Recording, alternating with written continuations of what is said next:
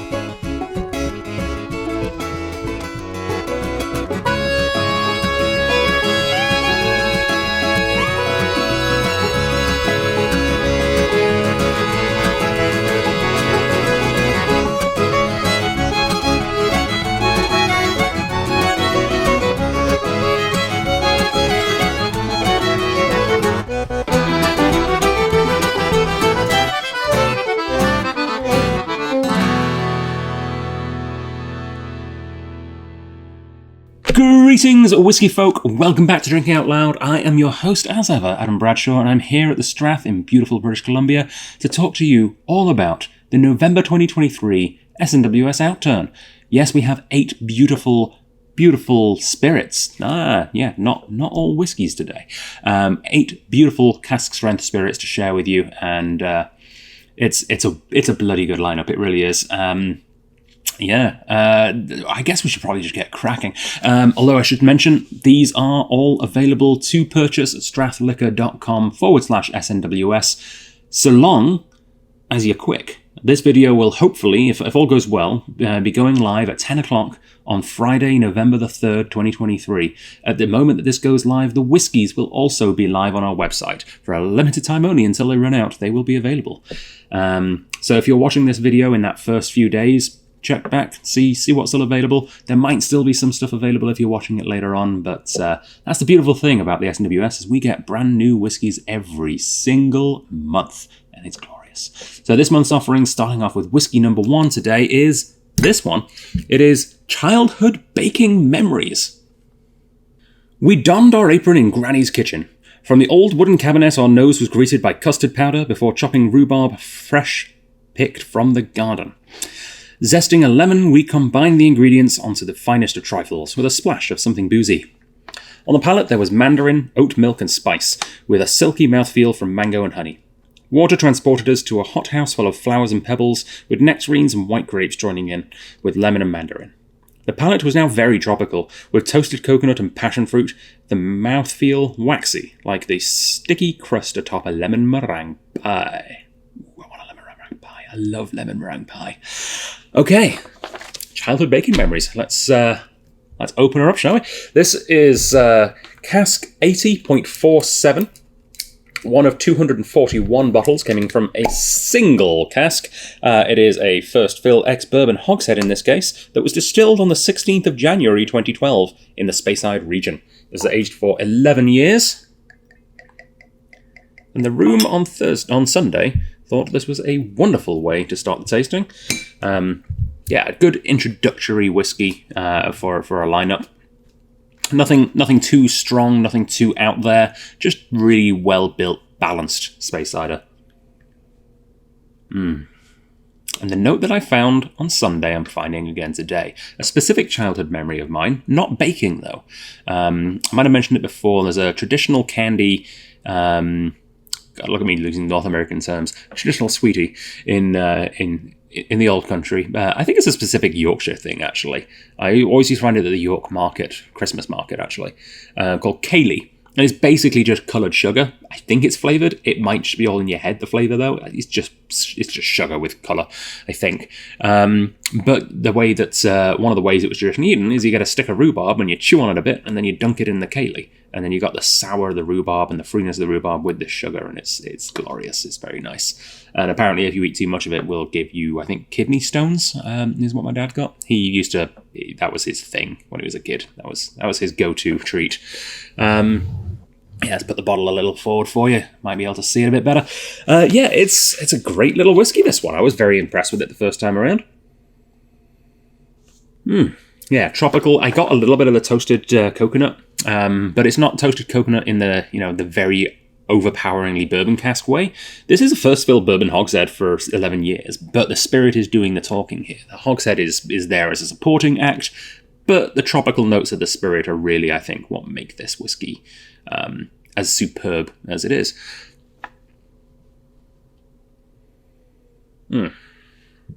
So,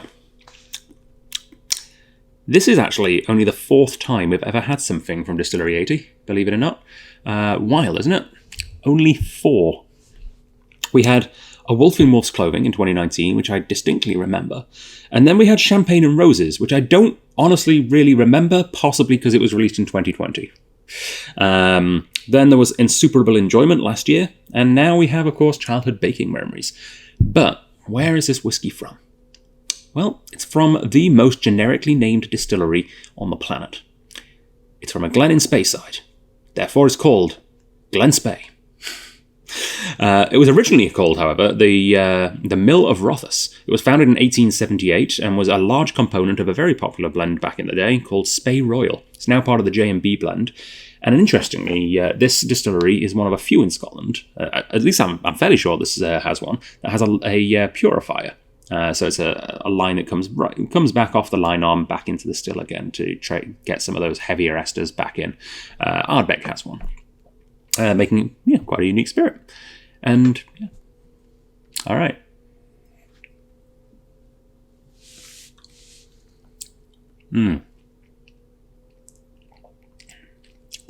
Pavlova. Those tropical notes. I'm getting that sort of meringue kind of a thing from the lemon meringue pie, but I'm getting passion fruit, which to me always screams pavlova, because I think the majority of my experience with passion fruit has been in a pavlova.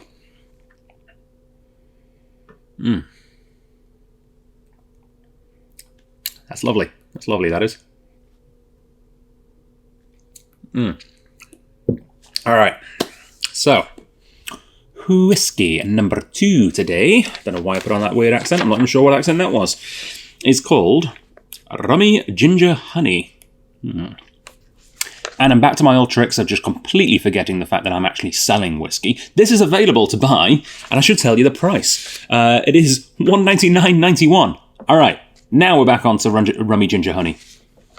Fascinating, one panellist called it, with the scent of stem ginger, clove syrup, and hints of tar, as well as that note of petrol found in aged Riesling wines. On the palate, a Jamaican Easter bun with lists of spices seemingly endless, but still a lovely dark sweetness from honey and molasses. Adding water, and the aroma turned even rummier with wine gums, fruit pastels, honey, vanilla, and hints of spiced oak. To taste, we found a mixture of mulling spices and ginger with plenty of sugar, gentle tannins, and a perfect pina colada. Following 10 years in an ex-bourbon hogshead, we transferred this whiskey into a first-fill French oak barrique that had previously matured a Jamaican rum. Potentially an ex-SMWS Jamaican rum, because I know we've had some stunning whiskies from some stunning rums from Worthy Park. I find myself doing that a lot. I actually, day before yesterday, at time of recording, I did a tournament of tequilas tasting, the first tasting for our new club, the Still Explorers, where we're exploring alternatives, essentially. And I just kept saying whiskey. I was presenting tequilas, and I just kept calling them whiskeys. It's almost like I've been presenting whiskeys for a few years. All right, so let's crack into this one. This is cask 36.203, one of 240 bottles that they got out of that first fill ex-rum barrique that was previously an ex-bourbon. It was aged for 13 years and was distilled on the 8th of June 2009 in Speyside. Came out at 56.9 ABV. Funnily enough, 0.1% more than the first whiskey. which, thinking about it, I'm not sure I mentioned the ABV of that. It was 56.8 if I missed it. Ooh, tight cork.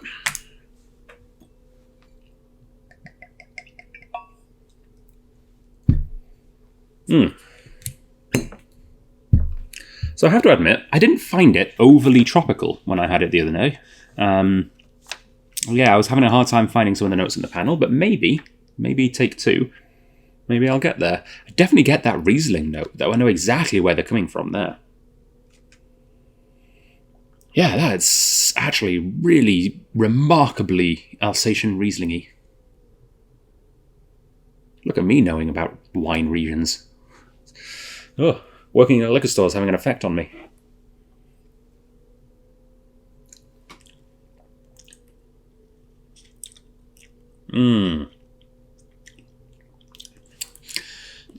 Baklava. That's what I'm getting right here, right now. Baklava. Rosewater, pistachio, syrup, pastry.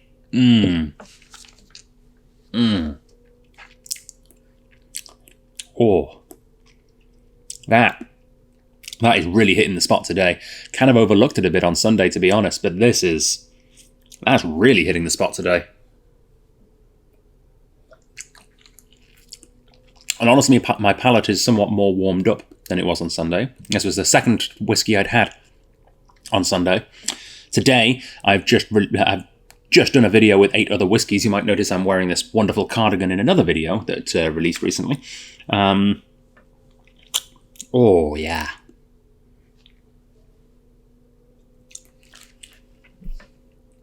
That is exquisite. Fruit pastels, absolutely. That's not a thing here. What's the equivalent of a fruit pastel? Gah, I don't know. There's not really a North American equivalent of a fruit pastel. Imagine halfway between a Skittle and a gummy bear, but covered in like chunky crystals of sugar. That's about as close as I can think of describing a fruit pastel.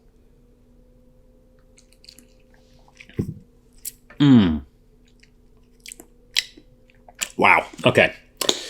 So, this is 36203, and 36 is Ben Rinnes, a lovely distillery that used to do partial triple distillation between 1974 and 2007. So this is back to the regular double distillation that they did previous to 74. It was founded in 1826, but it's Speyside. They might have founded it a little too close to the River Spey originally. I'm not entirely sure if that's the reason that it flooded in 1829, but it did. And they moved it, potentially further away from the source of the flooding. Unfortunately, maybe too far away from the source of the flooding, because in 1896, the new location burnt down. Thankfully, they rebuilt. This can be yours. Again, limited quantities. We only got one case of all 4 of the first row of whiskies here. So whiskey 1, 2, 3, and 4, we only got one case of. So there's maybe 1 bottle, maybe 2 bottles at the online release, depending how they sell. There's at least 1, but there might be 2, depending on how it sells on Thursday's tasting. But it's 239.04, which, yeah, this is nice. This is very nice. Still not really getting that much of a tropical note, though, I have to say. But what I am getting is bloody gorgeous. Okay, whiskey number 3 today. We are looking at, oh, well, it's not a whiskey. This was a lovely little surprise in time for the holiday season. In fact, it even says in the booklet, the perfect hostess gift as the festive season gets underway. Share the seasonal spirit. This is a peasant's delight. A beautiful and generous nose brimming with golden syrup, caramelized brown sugars, olive oil, sweet pastries, millefeuille, and precious nectars. In time, there were hints of caraway, wild mint, and mandarin liqueurs, wonderful freshness and vivid complexity. The careful addition of water brings out notes of young Calvados, mineral oil, and savoury spiciness, and various dark fruits such as golden sultanas and fig tartatin. The mouth is richly textured, with immediate notes of treacle sponge, pear eau de vie, aged muscat wine, and spicy quince jelly. Citrus rinds, rye bread, and expensive Manhattan cocktails. Reduction unveils green gages honey, eau de vie, lime oils, wee tropical touches, and a fragrant jasmine aspect. This was a shockingly good spirit when I tried it the other day, and I'm very happy to try it again. This is a 7.1. It's a brand new distillery for the SMWS, and the A denotes that it is an Armagnac. Interestingly, the bottle that you will have just seen on the screen there looks a little different to this one. For some reason, the promotional photos that we got sent are in the up-to-date livery, and this is actually the slightly out-of-date labels, which is kind of strange. But the up-to-date one actually has slightly more information. The up-to-date one says the age. So if you zoom in on the screen, you'll see that it actually says 29 years in French oak, whereas this one doesn't. It just gives you the traditional for Armagnac, the vintage of 1990. So yeah, it's from 1990. It's an Armagnac from an Armagnac barrel, funnily enough. From France, it is an Outturn of 307 bottles, bottled at cask strength of 48.4. Love a vintage Armagnac, and I'm fairly sure this is the oldest that we've had from the SMWS. Don't quote me on that, but I think it is. And although I've had older Armagnacs, I've never had an older Armagnac, to my knowledge, that is cask strength. That is one thing that the SMWS is pretty unique for in the world of the Nyacs, is getting cask strength. Oh yeah.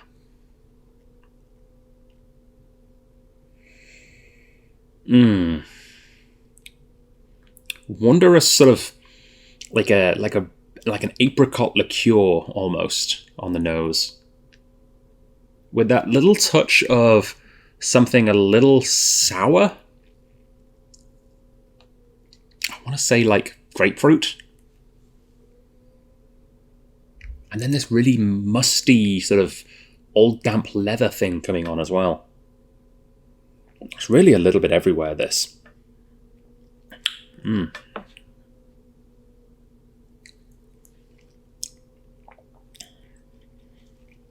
It tastes old.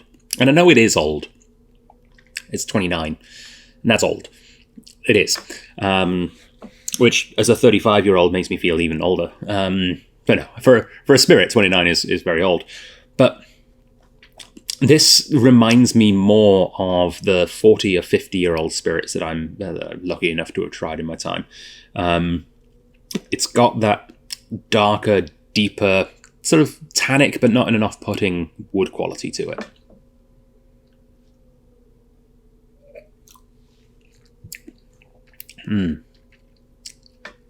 Big fan of that. Big fan of that. Which is a shame, because as I just said, we only got one case of everything in the front row, so there's... front rower, by the way, is a term we use at the in-person tastings, because the tasting mats have 2 rows. I should say the first 4, because we don't have rows here on YouTube. Cool. So, a little bit about this distillery. It's Domaine Le Par. I think that's how it's pronounced, at least. That's right here is how it's spelt. And I know very little about it, because there's very little about it out there. Really, the only evidence I could find was from an independent bottler of Armagnacs and Cognacs, or maybe just Cognacs, in France, called L'Encantada. They have a little bit of information. They have some information that actually says on the bottle that it's Baco and Uni Blanc grapes is what they primarily use, so it's good to know that this conforms to that. But also, it's known for having, and I'm going to butcher this, Boulben. It's a type of sandy clay soil that for grape growing is somewhat important. Apparently, once distilled, it gives raisin and maple flavors. Which, yeah, I mean, I kind of get raisin and maple in this, especially like singed raisins, like raisins that have been baked. A Christmas pudding, maybe. But one interesting thing to note is not only is this an A7.1, it's the first ever time, according to L'Encantada, these guys don't make Armagnac anymore. This is a closed chateau. They no longer cultivate vines. Their vines are gone. And unlike whiskey distilleries, where it's easy enough to, keep the equipment in and turn the switch back on in a few years if you want to, and has happened quite a lot, and I'm sure will happen on and off, it's kind of hard to recultivate vines. It's a lot more goes into that. So the likelihood of these guys coming back from the ashes seems pretty slim. So if you want to try some Domaine Le Par, this might be the only opportunities you get. The SMWS might have a few more, but I don't think these guys have ever been available in Canada before, as far as I can tell, which is a shame, and it makes this very special.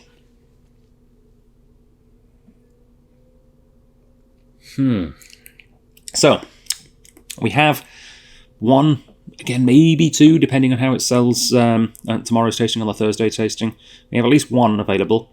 It is 387.74. Again, this is a 1990 vintage at cask strength and single cask. It's glorious. Okay, we're on to whiskey. We're back to whiskey again. We're on to the next whiskey. This is that Heelin' Feelin'. Burlap, clove oil, and mustard seeds tickled our noses initially. We also noted waxed canvas, orange oils, flaked almonds, and hazelnut cream in this lovely older style profile. With reduction, we found chamois leather, fir wood resins, dried heather flowers, and apple turnover cake. The palate opened with rich notes of shoe polish, pumpkin seed oil, fruity waxes, pollens, and medicinal vibes such as wintergreen and myrtle. With water, we got sweeter notes of Bakewell tart, custard, sweet stout beers, brown bread, and menthol waxes. Delightful. So, this, I realised, as I was reading the words with water, or with reduction, I realised I haven't actually added water to any of the first three spirits. And that's partially, I mean, I should have done, I know, I'm sorry, I should have done to, let you guys know, and to also prove that I know what I'm doing, in quotes. But to be frank, I tried them with water on Sunday, and all three of them I thought were better before I added the water. And that sometimes happens, and sometimes it's the reverse. But your mileage may vary. Feel free to, obviously, if you pick one of those up, try it with water. And if it doesn't turn out to be as good, that's okay. Just pour more whiskey in, and you'll top it up, you'll be fine. Or Armagnac. But this is that Heelin' Feelin'. This is no Armagnac. This is full-on single malt Scotch whiskey. It is from the Highlands region, and it spent 13 years in a first fill ex-bourbon barrel before popping out at 56.9 ABV. And I did enjoy this one with water, so I'll make sure to add it, and if I don't, I'll slap my wrist afterwards. It was distilled on the 9th of January 2009, and they only got 169 bottles out of the cask, which is quite low. 94.34. Only the 34th in the 40-year history of the Scotch Malt Whisky Society. So less than one a year gets released of this worldwide, on average. Alrighty.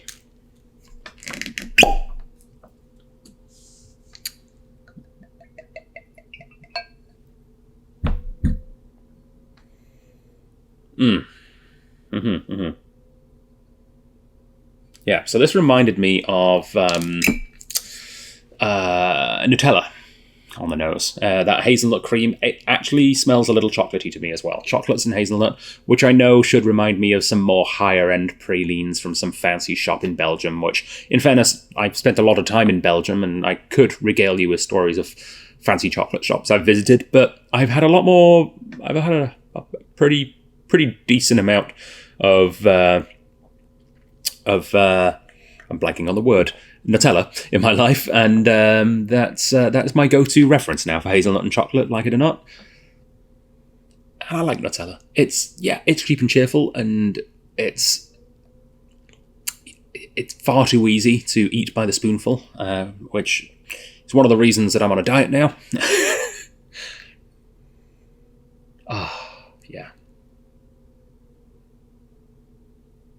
Hazelnut and chocolate are just two things that go so well together, and I'm always excited when I find that in a whiskey. But it goes well with other flavours as well. It's Morpheus. I like Nutella flavours with citrus flavours, and this does have that sort of orange oil thing going for it as well. I had a Nutella orange tart that a bakery in... Blimey, where was I? I think that was in Melbourne. I'm fairly sure it was Melbourne that did a Nutella orange tart. It was lovely.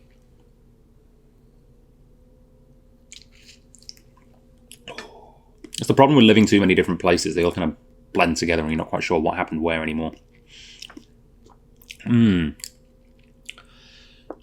Orange wax, yeah.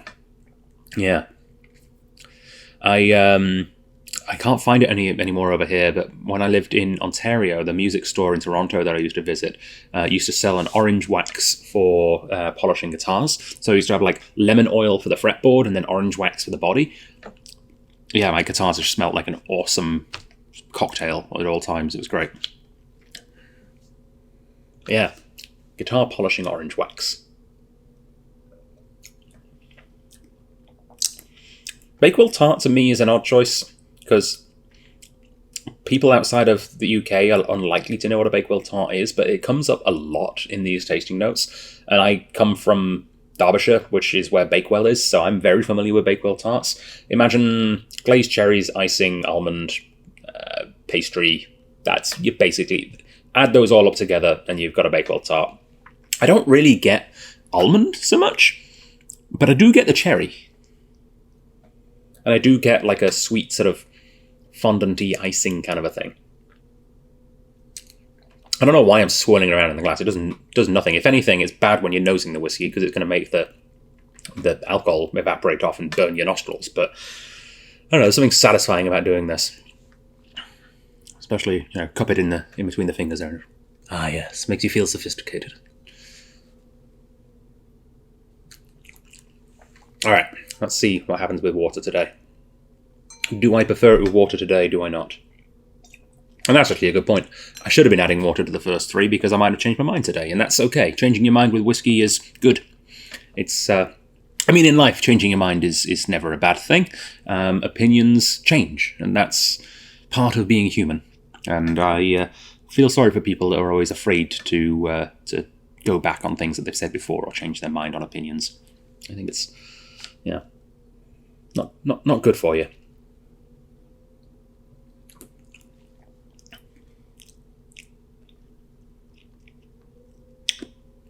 Softer, much softer. Yeah, I don't like it less. I'm not sure I like it more. I like it the same. Which is a good argument for adding water because then you get more drink.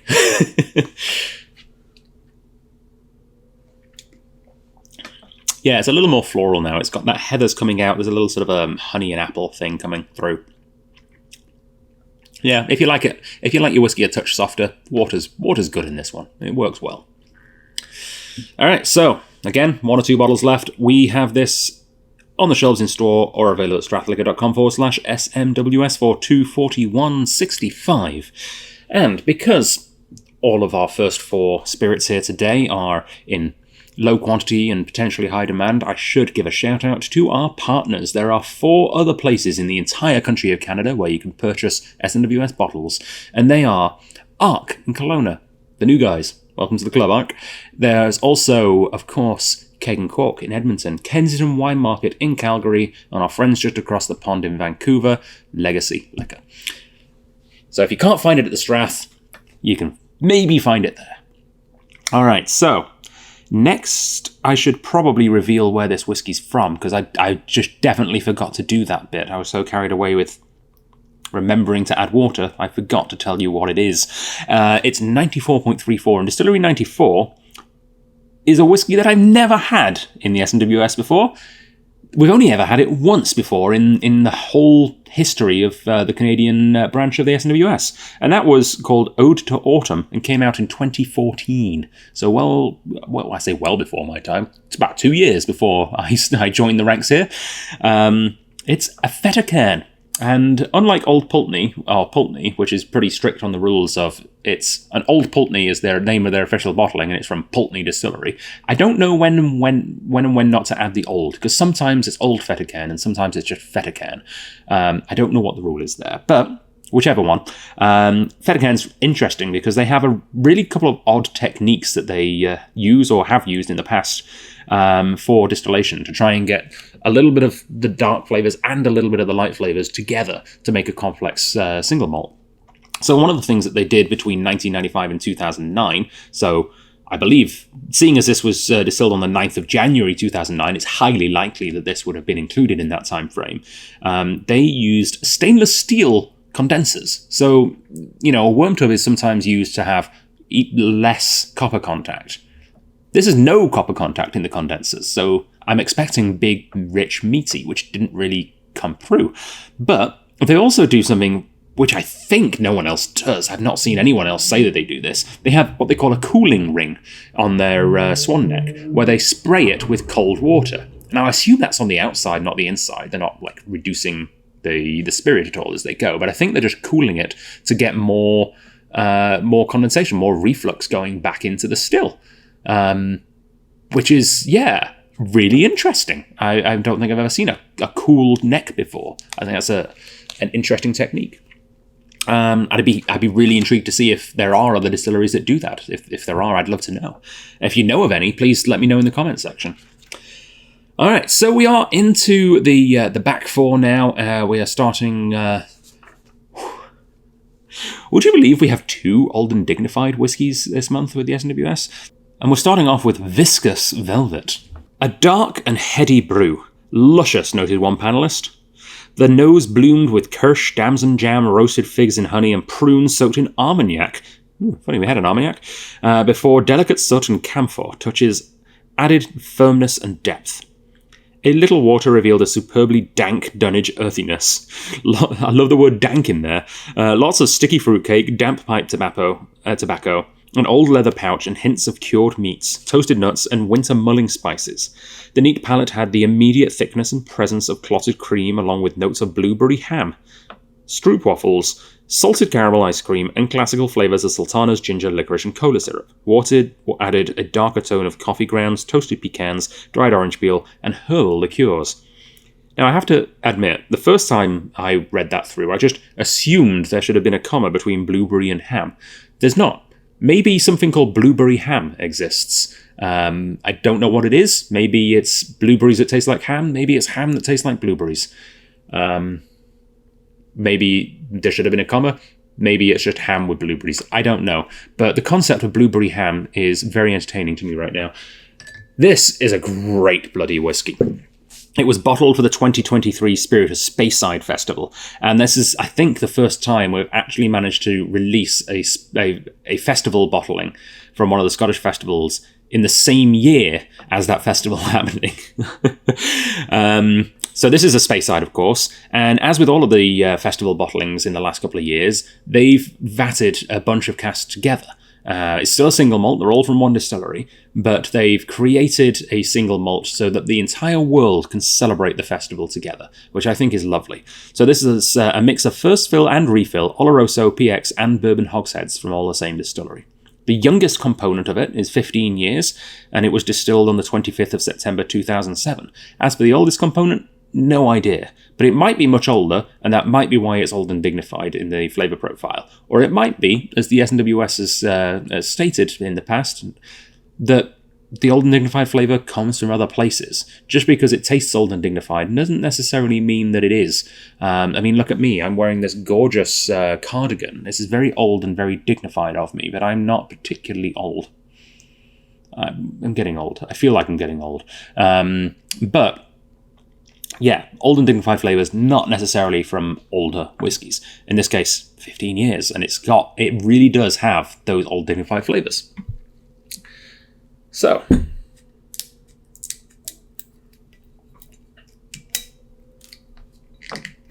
lovely.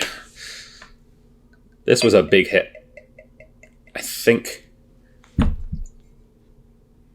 at the Outturn on Sunday, this technically sold the most bottles, I think. Again, we have 2 cases of it, so nothing in the front row could have possibly sold more. I think this was the one that sold the most. Oh, very nice. See, it says you get that dark coffee ground, toasted pecan, herbal liqueur note after water. I'm getting it on the nose up front, though. But that might be because that was the last thing I read on the tasting notes, so it's fresh in my mind.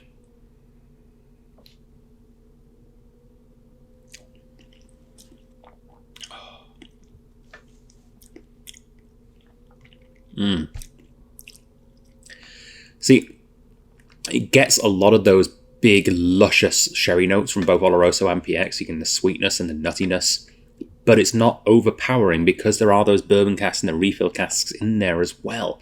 And this is one of those things, like, the SMWS was founded on the basis of exploration through single casks, but there are advantages to blending several casks together in terms of complexity and depth of flavour sometimes. And this is an example of exactly that. I can't say, I haven't obviously tasted the individual components, but I would say it's a fair bet that the combination is better than the individual parts. This is nice. It's very nicely balanced. As I said, it's got the flavours picking from all of the different types of casks. And it just kind of sets them perfectly.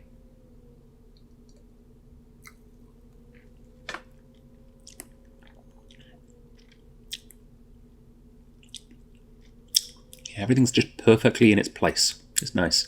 Feels like a photograph. You've got everything perfect for a split second and you capture it. Whereas most single cask releases are a little bit more fluid and morpheus and more like a video, I guess.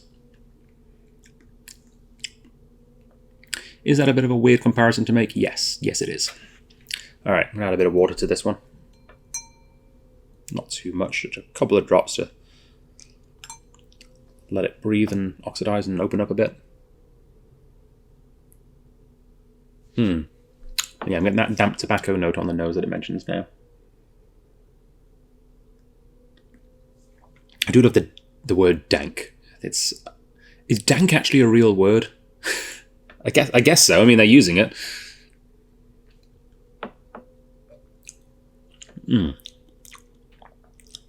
Yeah, the saltiness is coming through on the palate now after water. I remember it as being weirdly salty.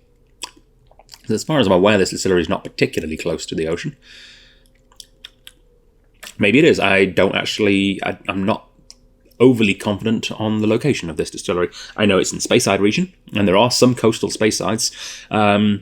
Let me know if you... I guess anyone could just check on a map. Everyone has access to one. If you have access to this video, at least, you have access to a map. The internet. This is a Manachmore.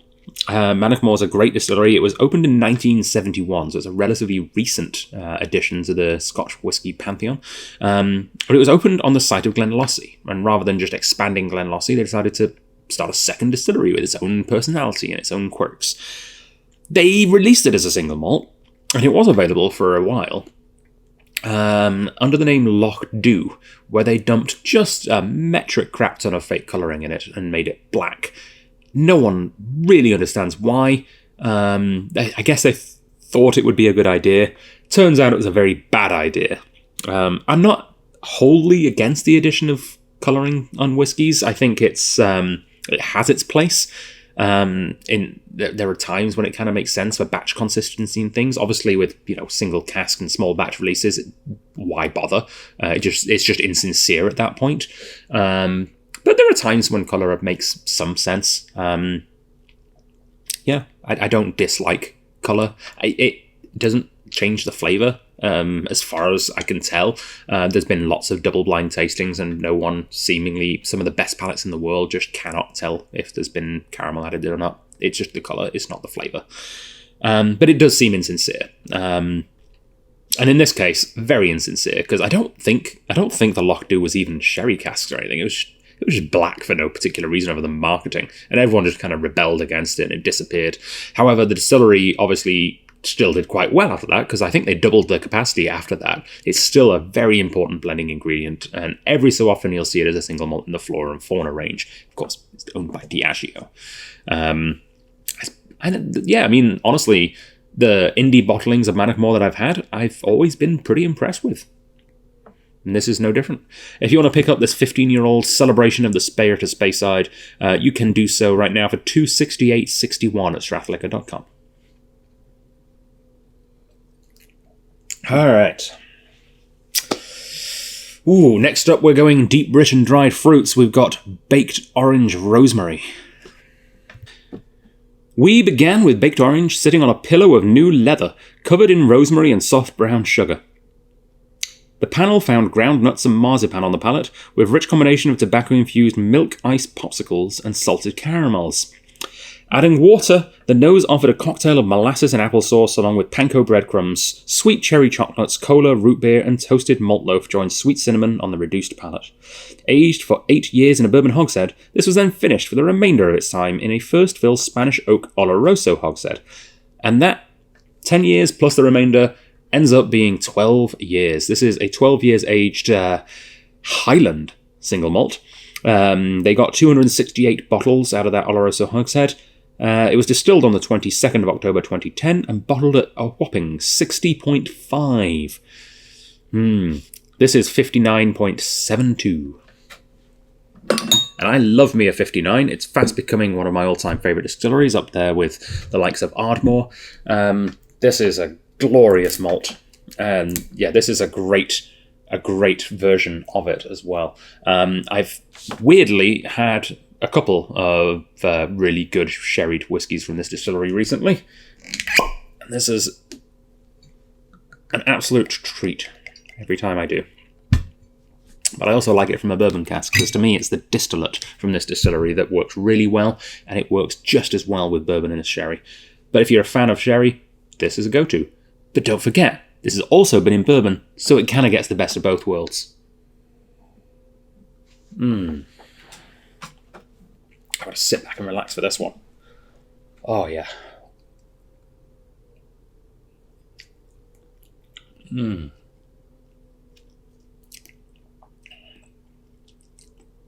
Salted caramel ice cream is exactly what I get on the palate. Oh. That is absolutely lovely. That tiny, tiny, minuscule sip of whiskey I just took felt like I just filled my mouth with salted caramel ice cream. It's got a lot less calories than that amount of ice cream, I'll tell you that, and it also won't hurt your teeth or give you brain freeze. Or it shouldn't hurt your teeth or give you brain freeze, I can't guarantee it.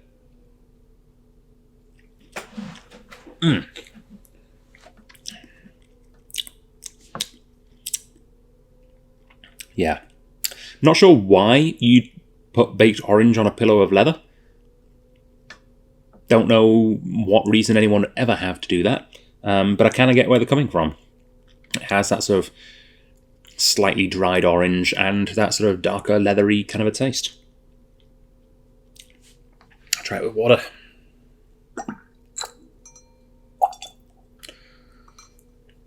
Now, as I said, this is one of my favourite distilleries, and as such, I'll show you right now, I don't have any notes about this distillery on my page because I love it, and I know it's a great distillery, and I know I can tell you something interesting about it, because it has one of the most interesting origin stories of any Scotch whisky. It was started by someone called Blind Captain Hugh Munro, and he was a veteran of the Napoleonic Wars who was blinded in action, and as compensation given land in Scotland, and was actually a Highland clearance landlord, which normally would be a really bad thing.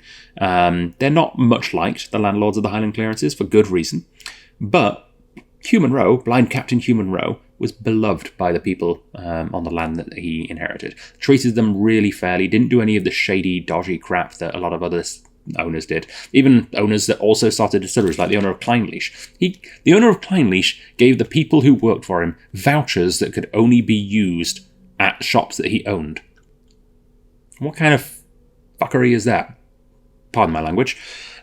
Blind Captain Hugh Munro, being the kind soul that he was, would never do that. Apparently treated all of his people very fairly. I mean, this is, in fairness, this is all what's written down in the history books. No idea if that's actually true. Hopefully it is, because I've been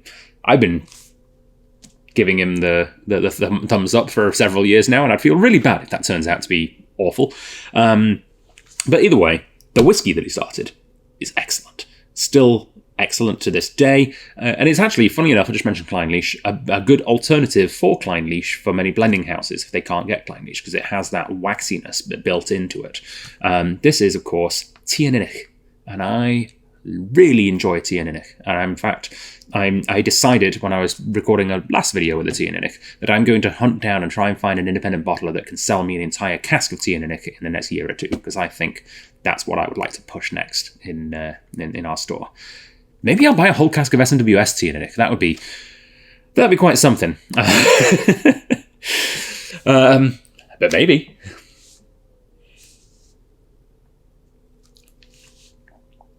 Oh, it's good. Oh, it's damn good. Root beer. Have I ever told you my conspiracy theory on root beer? I'm not usually much into conspiracy theories, but I think when I was growing up, there was very much in the UK an anti-American sentiment.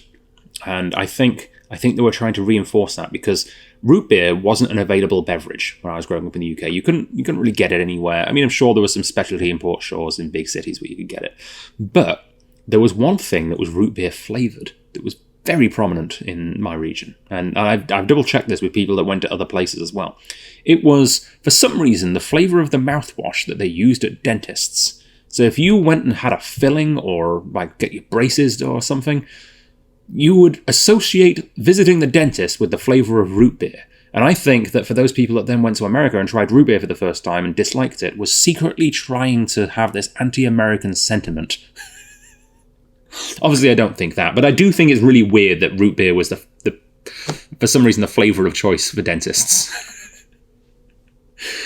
Anyway, this is available right now at strathliquor.com if you're watching this at time of launch. Might still be available if you're watching it a little later. $236.43. Yeah, I mean, honestly, this was probably my choice for my favourite at the tasting on Sunday. Remains to be seen whether it's my pick for today. I'm not entirely sure. And I might have a completely different opinion, of course, tomorrow on Thursday.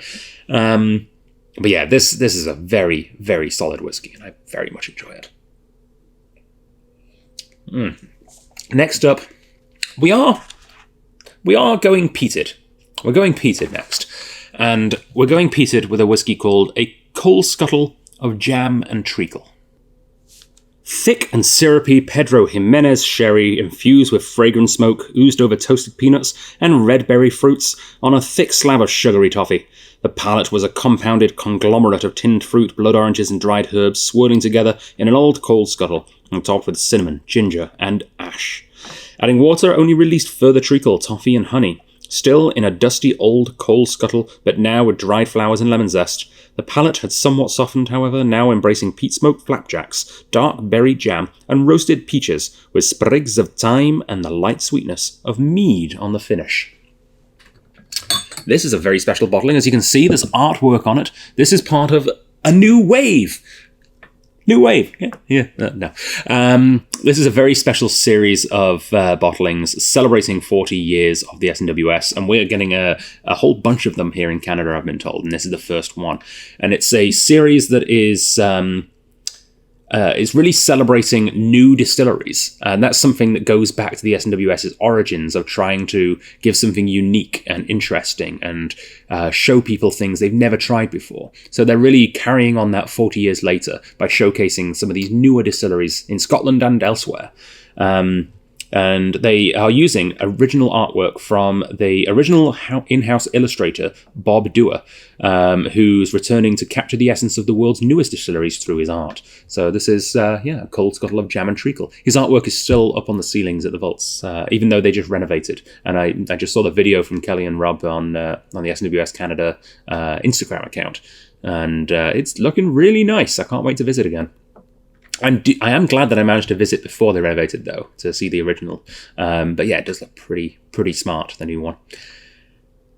Let's open it up, shall we? So it's a new distillery, we know that much. It's distillery 149.7. And I think this is the third, maybe fourth? The third. I think third time we've had this here in Canada.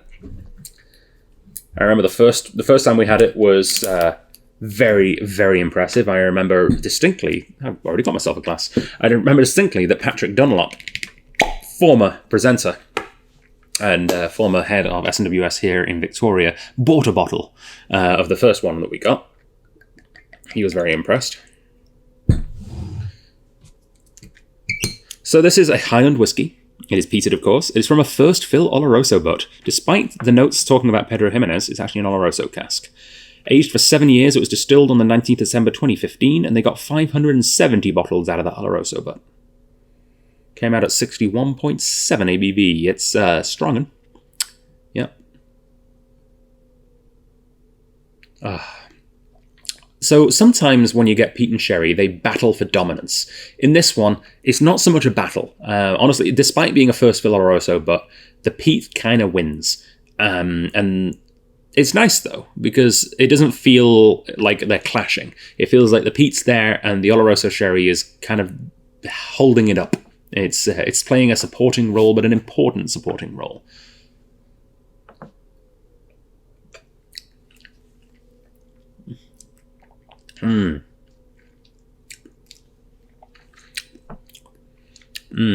That palette reminds me of something. What is that? I know what it is. Ooh, what's it called? There is a heritage village kind of thing, in Toronto. Black Creek Pioneer Village. It reminds me of visiting Black Creek Pioneer Village. In one of the houses, it's like a thatch roof, an old school wood fire, and they're drying herbs with wood smoke with a thatch roof. This is that distilled. Oh, I miss Black Creek Pioneer Village. I wish there was something like that in Victoria. I think that'd do well as a tourist attraction, to be honest. A nice old school pioneer village. You've got actors to play the different parts. Someone's churning butter. They actually had a brewery on site there.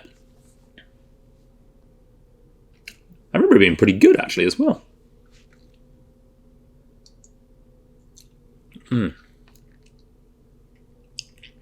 Oh. Coal's an interesting flavour in whiskey. I kind of get where they're coming from.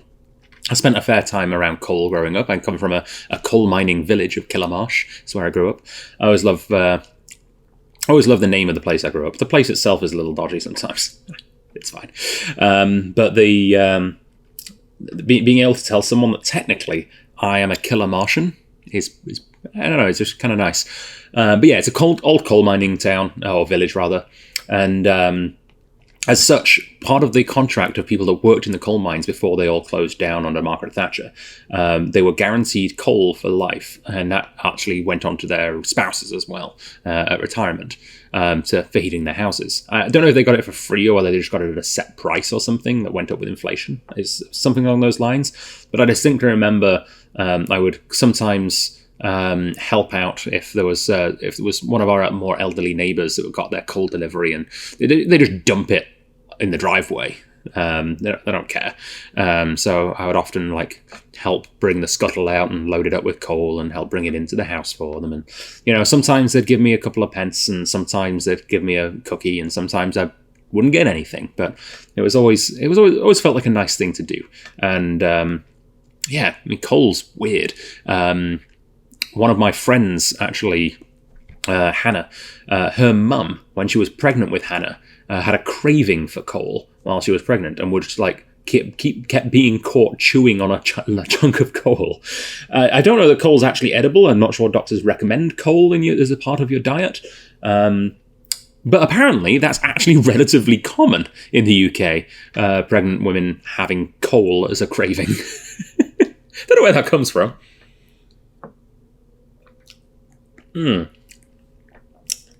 But this is delightful. It really is. It's a very good whiskey, and it's coming from a place that is just hot off the press. This is a brand new distillery that has not been around for very long, and there's a lot of incredible young whiskies coming from incredible new distilleries across Scotland, and I'm very happy to be presenting another one. This is a distillery that is part of another sort of new phenomenon. This is Ardnamurchan. And Ardnamurchan, like many other new distilleries, is owned by an independent bottler.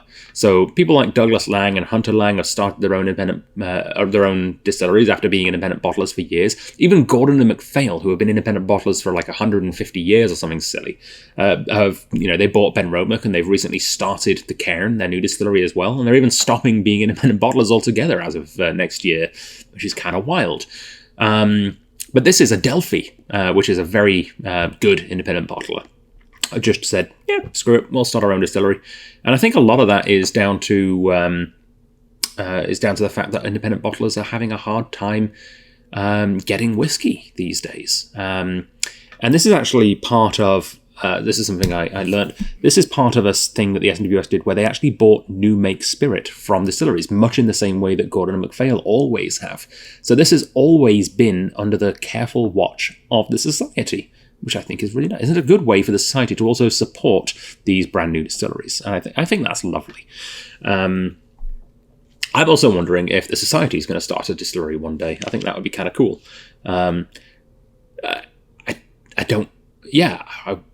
I feel like the society would need 4 or 5 distilleries, to be honest, because they're all about variety. Or one distillery that's very Morpheus. Maybe the society should just buy Loch Lomond. That'd be great. But this Ardnamurchan is fantastic and can be yours. It's 264.26 for this beautiful single cask Ardnamurchan. Quite rare to see those over here. We've got one official bottling single cask, and we've had a couple of SMWSs. That's all we've ever seen.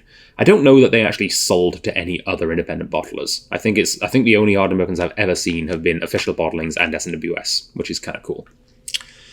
All right, so next up, our final whiskey, believe it or not, is not peated. It's not lightly peated. It's not heavily peated in its flavour profile. It is peated, but it's also designated as old and dignified. I teased that we had two. This is a New Ager on a hog.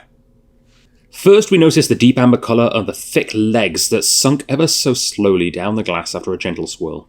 New Agers met a biker gang in a shisha bar or Amsterdam coffee shop. The petrol heads smelling of engine oil and oily rags. The taste was like a rendered tallow from a perfectly cooked steak, smoked plums, and to drink, a golden smash cocktail using Tokai sweet wine. Adding a drop of water, we got on the back of one of those hogs and rode into the sunset, heading to Nirvana. Following 11 years in an ex-bourbon hogshead, we transferred this whiskey into a first-fill American oak Pedro Jimenez hogshead. Ooh. So again, old and dignified, but actually only 14 years old. This is another example of another way that you can achieve the old and dignified flavours. I think the last one probably became old and dignified in flavour profile because of the blending practice. It had a lot of complexity from the different casks. This time, I think it's the fact that it uses the first fill PX. And anytime you re-rack a whiskey into a new cask, it kickstarts that maturation process again. Like the first 3 years in wood are the most active, and it's kind of like a gradient going down after that. So if you put it in new wood again, you get those first 3 years again. So you get the most active period of maturation twice, which a lot of people don't realize. That's actually really good to recask whiskies like that. It's good for the whiskey. This is from Islay. It is a ex-bourbon hogshead finished in a PX hogshead, 14 years aged from the 27th of May 2008, 232 bottles, and an ABV of 56%. It is 53.448. Yes, this is the 448th bottling that we've had from Distillery 53. We must really like it. Oh, we do. All right. So I love the way that they got around something, because I definitely got this on the note. It's a little bit cannabis-y on the nose. And they get around, because I can say that because I'm in BC, where it's perfectly legal. You can buy it at several stores within walking distance from me right now. And you don't have to go far to smell it, trust me. But of course in the UK, where it's not legal, you have to disguise it under something like an Amsterdam coffee shop. Everyone knows what you're talking about, but technically they're not specifically saying cannabis. But it definitely smells a little bit weedy, which is kind of fun. Yeah. Soft smoke. Like this is this is unlike any 53 I've ever had. And it does smell much like some of the more older 53s that I've had. And that PX just works.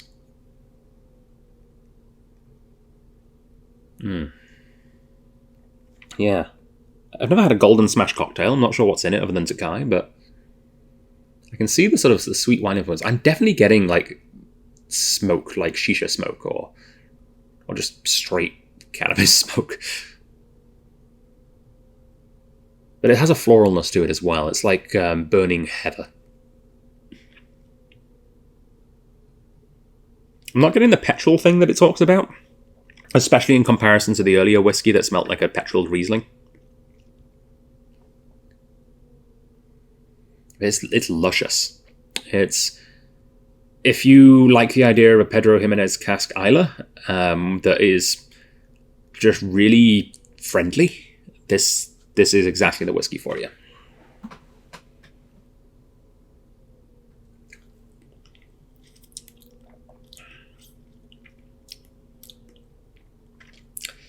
This is a whiskey you bring out for your good friends. Yeah. So Distillery 53, most of you will know this, but if you are new to this society, it's Caol Ila, the biggest distillery on Islay, the highest capacity on Islay, and the most consistent distillery, possibly in all of Scotland, to be honest. And because it's the most consistent, it's very rare to get one that breaks the mould quite like this does. This doesn't really taste like a Caol Ila that I've had before. It's soft, it's just, it's friendly. It's a very friendly Caol Ila. Most of the time, if you have a Caol Ila, it kind of wants to give you a nice friendly punch to say hello. This one's just, it's doing that weird old curtsy thing where it takes your hand and kisses it and bows down a little. It's,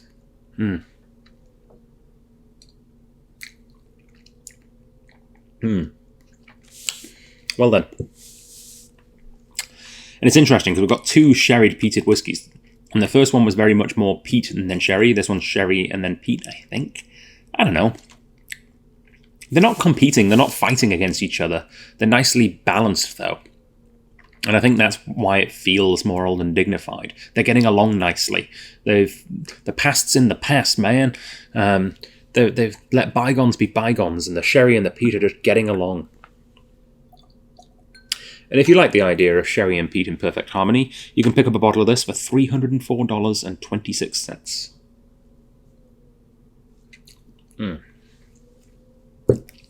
Well then. That's a lovely outturn. It's rare I do a video with 8 whiskies from the SMWS. It's been a while. I think since the last remote video I did during COVID. So yeah, 8 brand new whiskies. It's been a delight. Thank you for joining me here on YouTube. Again, you can pick up these if there's any available left at strathliquor.com/SMWS, where you can also find information on our upcoming sale that starts next week. Next Thursday, you will see the annual spirit sale. We've got over 300 spirits on sale from anywhere between 12 up to 36% off this year. Over 200 of those 300 spirits are whiskies, and some of those are SMWS whiskies. So you can pick up an SMWS whiskey at a bargain price.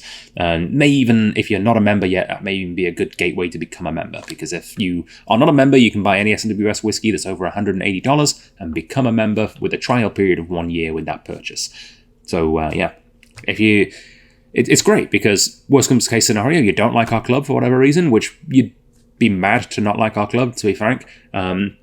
You still get a good bottle of whiskey out of it. So it's a good try before you buy idea. So yeah, thank you very much, Slashavar. I will see you on the next video. This has been a fantastic outturn. Thank you to Kelly and Rob Carpenter for bringing in these luscious whiskies. And I'll see you all for the December outturn. I'm going to go dig out my Santa's hat for that video. See you then.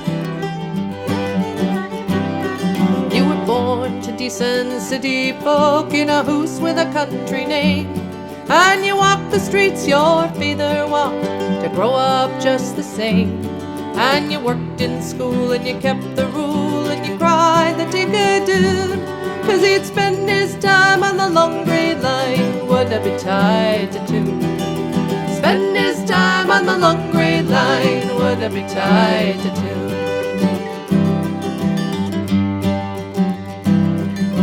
So you worked hard in a college room, career was high in mind, but you never got down to travelling room. You said there's always time, and you never gave one moment's thought to what it means to be free. For the tinker's time on the long grey line and the sights that a tinker sees.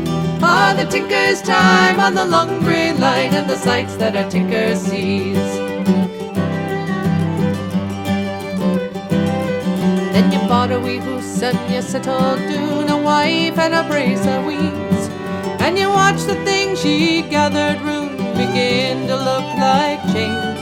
You began to doubt, but you stuck it out, working 9 to 5